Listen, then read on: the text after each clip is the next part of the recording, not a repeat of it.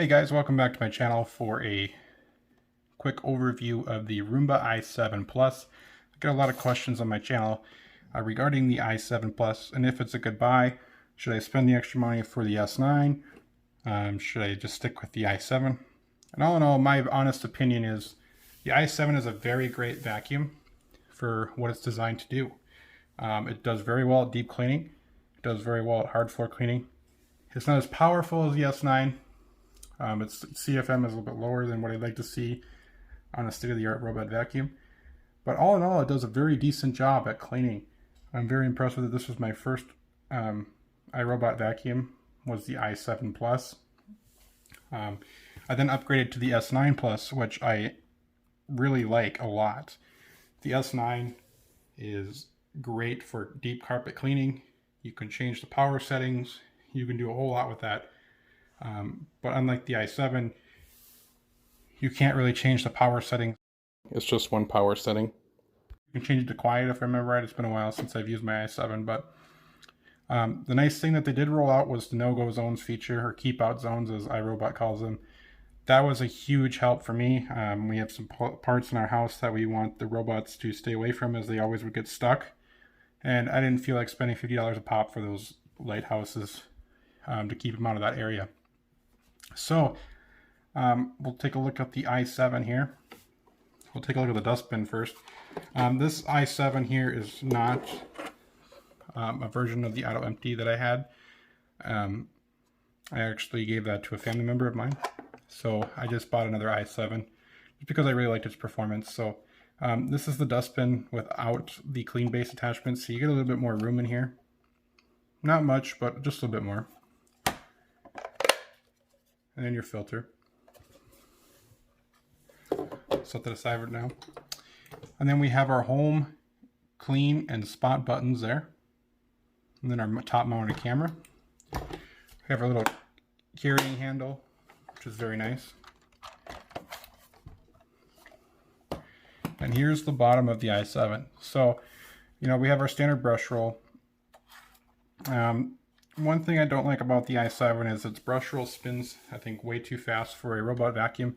So it tends to scatter dirt around quite a bit, which isn't great, especially if, you have, a lot of foot traffic or dirt or dust, stuff like that. The brush rolls are pretty similar to the S9. They're just a little bit smaller. This is iRobot's patented cleaning technology. So it's really good at deep cleaning carpets.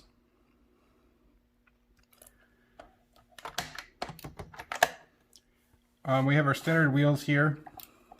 They adjust to the height of the floor.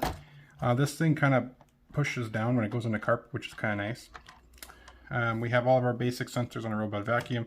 Your push bar, your front wheel, and your your charging contacts, and your floor sensors and cliff sensors. So basically all your basic sensors that a robot vacuum has.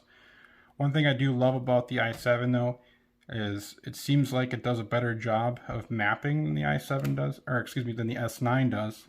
I know that they use probably the same navigation and the same camera and all that stuff, but it seems like when I ran the i7, it was a lot quicker to map my house than the S9 was. And I don't know if that was because of the layout or where the i7 was placed, or maybe it was just a coincidence, I'm not sure. But all in all, I do love the i7 and the S9 together. I think they're great top-of-the-line robot vacuums. They're incredible cleaners. I cannot say more about them. So, the big question, should you spend the extra money for the S9? Here's my response to that. If you have a lot of pet hair and you have a lot of carpet and you have a lot of high traffic areas, I would agree that you should spend the extra money for the S9 Plus. The S9 Plus seems to do a lot better with pet hair, and it's a really good daily use vacuum. I run mine every day, have no issues with it. I clean it once a month. As long as you stay up with the cleaning with it, it does very well. Now the i7. The i7 is a really great vacuum. it would work good for pets and high traffic areas, but it's just not going to give you that power that you need. You know, so if you really want to deep clean your carpets, like the S9 can. It's a really great vacuum though. I would highly recommend it, even if the S9 or it's not affordable. The i7 would still be my second choice because you still have the idle empty, you still have the smart mapping capabilities, you still have the scheduling, you still have all that stuff, and it still is a really great vacuum. It still cleans very well. It still does really well in deep cleaning, which I think is great. So it comes down to your preference and your floor plan and how much you're going to use it. I personally use the i7 every day before I got the S9. We had a lot of pet hair, we had a lot of carpet, so we did a lot with our i7, and it seemed to hold out really well. It held its own. Just had to clean it, you know, every month just to keep it up to date and good. So I think, yes, if you really want to get a robot vacuum with an auto empty base, I think the i7 is your way to go. Now, one thing to keep in mind with the i7 is it only has one power setting. That's just one thing to keep in mind. As where the S9 has 3 different power settings, it has quiet, detailed, and custom clean. So you can adjust the cleaning power on your S9. So if you want it to be quiet, if you want it to be detailed clean, which is like a standard operating power, or you can customize it to be on high power. I run mine on high power once a week just to get all the pet hair off the floor and all that stuff. And you know, it takes a bit longer for it to finish its cleaning run, but it does a very good job.